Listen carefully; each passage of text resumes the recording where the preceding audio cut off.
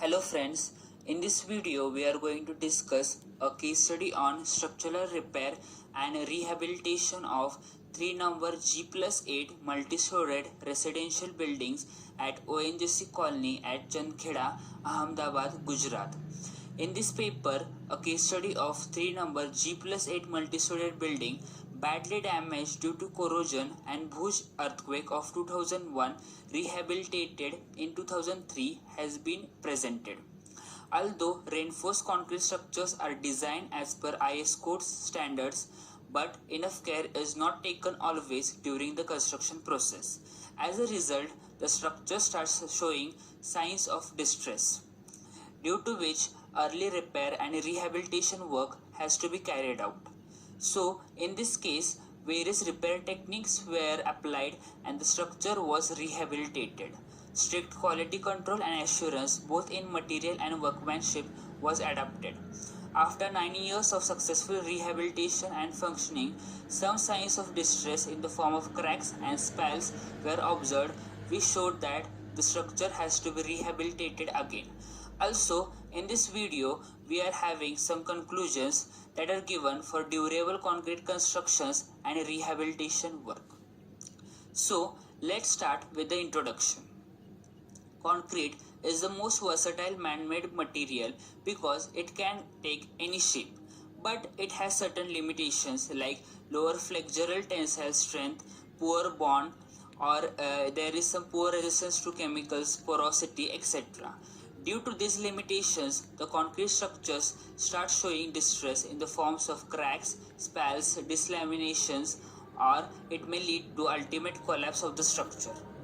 Also, the increase of dissolved substances from the external environment cause various chemically induced deterioration by the reaction with the cement paste aggregate constitutions. In these circumstances, proper evaluation of damage by visual and non-destructive tests followed by repair and rehabilitation using construction chemicals should be done. In the Ahmedabad asset of ONGC, 3 number multi-story buildings, they are Hira, Panna and Ratna, each having 68 quarters with half ground floor parking, were constructed in the year 1989 to 1990. These buildings were already sick due to severe reinforcement corrosion, as it is evident from many spalls and dislaminations at the corners, beams, soffits, slabs, plasters or parapets corroded, and leakage draining pipes. These were further damaged by the Bhuj earthquake on the 26 January 2001 in the form of separation of cracks at beam column junctions. Due to this fast deterioration, it was decided to rehabilitate these buildings at the earliest. Now, I invite Atharva for further explanation. Next, we will talk about the preliminary investigation that was carried out during the rehabilitation of the structure. So first of all, visual inspection of the building was carried out, and that indicated us that the heavy corrosion of the reinforcement bar was carried out there, and it was due to the corrosion effect and environmental attacks. Then as you can see in figure number 3 and figure number 1 on the next page, at certain locations of beams, columns, fins and slabs, the concrete cover was totally get spalled. Then at the beam column junctions were also badly cracked, as you can see in figure number 2. Then some masonry walls at ground floor level were totally cracked, and it was due to the earthquake. Then total number of columns had continuous vertical cracks along the line of concrete cover thickness. It's in the figure number 4. Then by carrying visual inspection, we came to know that only the preliminary investigation is not sufficient for the rehabilitation design. Then we carried the detailed investigation of this building. You can see in the next slides. Then you can see in these figures, the first figure indicates that due to the reinforcement by corrosion, the concrete cover is totally delaminated. Then in the second figure, you can see the severe corrosion and spalling of beam was carried out there. And this is at the column junction due to the poor workmanship and inadequate cover that was provided at the ground level. Then in the third figure you can see the delamination of the concrete cover was carried out, and it was due to the severe corrosion of reinforcement bars. Then in the figure number 4 there is a continuous wide crack in column, and it was happened due to the corrosion of longitudinal steel. Now we will see about the detailed investigation of the building. So detailed investigation started with the rebound hammer test. So various tests was carried out. First of all, rebound hammer test was carried out at different points to know the strength of the structural elements like beams, columns, slab. So rebound numbers were determined after exposing the concrete surface by removing the plaster or by removing the slurry, and then we have taken at least 5 readings, and based on that the values of the rebound hammer came out to be 11.2 MPa to 32.6 MPa. Then a second test we carried out is the core test. 3 number of core tests were carried out in each of the building. Then we will see in detail about the ultrasound pulse velocity test. Third test which carried out. We carried out this test on 34 number of columns and 6 number of beams, and the results obtained are as follows. So in general, test on the columns showed a very good quality of the concrete. Like out of 34 columns, we have got 28 columns as a good quality of concrete. Then about 9%, that is 3 columns, shows doubtful quality, and about 3 columns showed fair quality of the concrete. Then in fair and doubtful quality columns, the inconsistency was very poorer. Then this means that the quality of concrete was erratic in general. Only 25% of the columns showed coefficient of variation less than 5%. That indicates that the barring of the columns with coefficient of variation is less than 5%. Rest columns have patches of variable quality of concrete in general. Now we will talk about the fourth non-destructive test that was carried out in the detailed investigation, that is carbonation test. It was carried out according to standard procedure, and we found out the results as the depth of the carbonation was 78 mm for columns, and it was about 35 mm for beam soffits. Like you can easily analyze, we provide clear cover of 40 mm for columns and 25 mm for beams. So that carbonation had already penetrated deeply beyond the clear cover of the beam. So it resulted in the severe corrosion of the reinforcement bars, and hence delamination and spalls in the structure was happened there. Then last test we carried out was for the test of chlorides. For that, spalls of concrete were collected from the site of chloride content, and it got tested in the laboratory. So the result was like water soluble chloride content was found out to be 1.84, 1.85 and 1.06 grams per kg in different buildings. So if you can refer the IS 456 2000, the permissible values of total acid soluble chlorides is given as 0.6 kg per meter cube, or that is 0.25 gram per kg. And if you can compare 0.25 and 1.85, is lot more difference in the values. So there is very high chloride content during the construction stage, and this resulted in the exposed to warm and moist conditions of reinforcement bars, and it was due to the greater risk of corrosion for the reinforcement.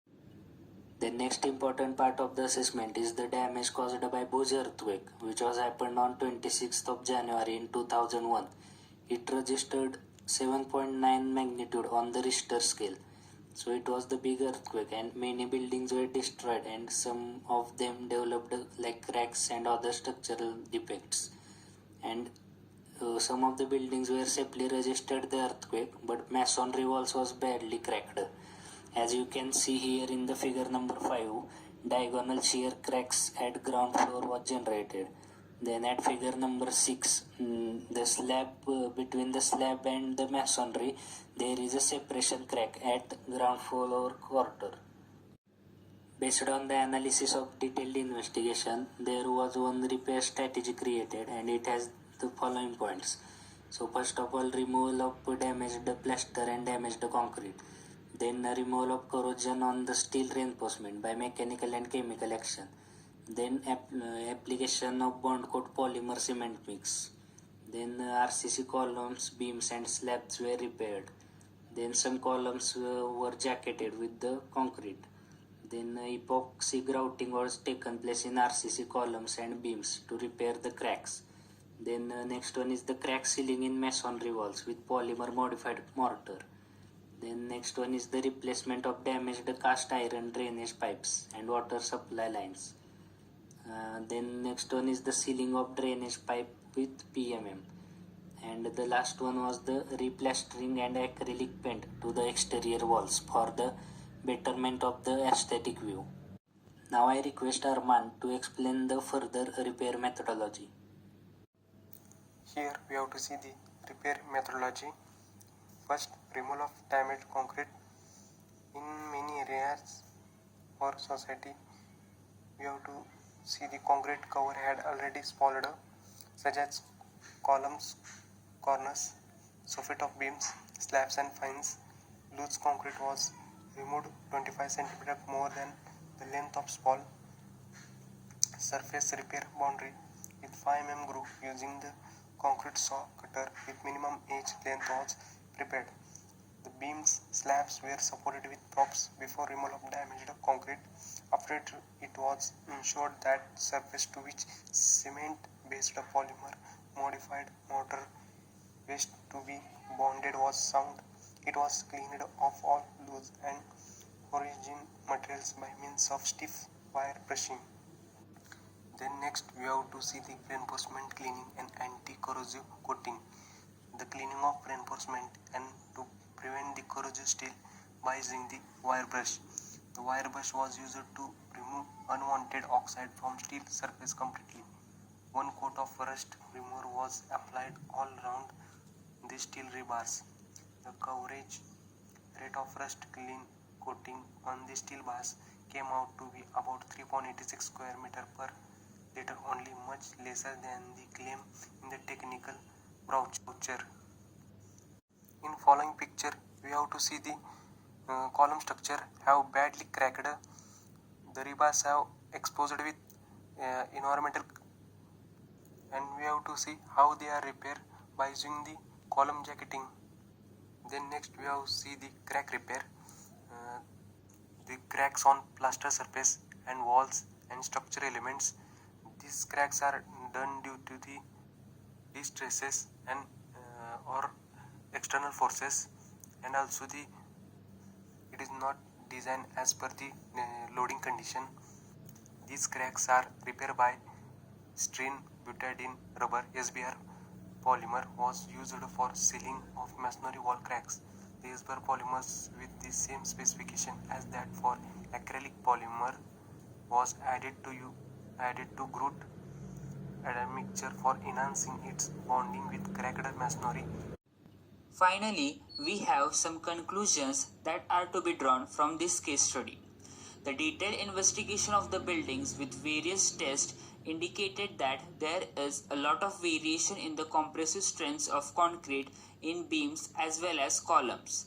At certain locations, the strength was found around 10 Newton per mm square, which indicated poor construction practices. The lower value of compressive strength also indicated higher permeability of concrete, leading to ingress of harmful agents, which led to corrosion of steel bars and disintegration of concrete covers. Following are some conclusions that are to be drawn for durable concrete constructions. For minimum structural rehabilitation at later stages of life. First, there is no substitute for good quality construction practices for durability of RCC structures. The quality control of material and workmanship are very important at site, and they should be strictly observed at site. Second, to achieve the quality, the role of manpower is very important. The engineers and workers should be responsible for the construction, and they should be well experienced, quality conscious, and aware about the repercussions of poor quality work. Also, good technical staff should be deputed for the same. The early deterioration of concrete structure is also due to poor maintenance practices. So, the water supply and drainage systems should be intact so that there is no leakage or stagnated water on the roofs. Third, the repair and rehabilitation of damaged structure should be carried out urgently to avoid further deterioration with time, so that the life of structure and occupants is not jeopardized. Fourth, the design for structural rehabilitation should be carried out after laboratory testing of the repair materials, because the claimed strength in the brochures from the manufacturers may not be always achievable. Fifth, structural rehabilitation is challenging than new concrete constructions, because it requires special consideration for evaluation of damage, selection of suitable material, technical specification, and technique for repair and quality control of material and workmanship. Therefore, sufficient time and cost allocations should be made for durable rehabilitation work.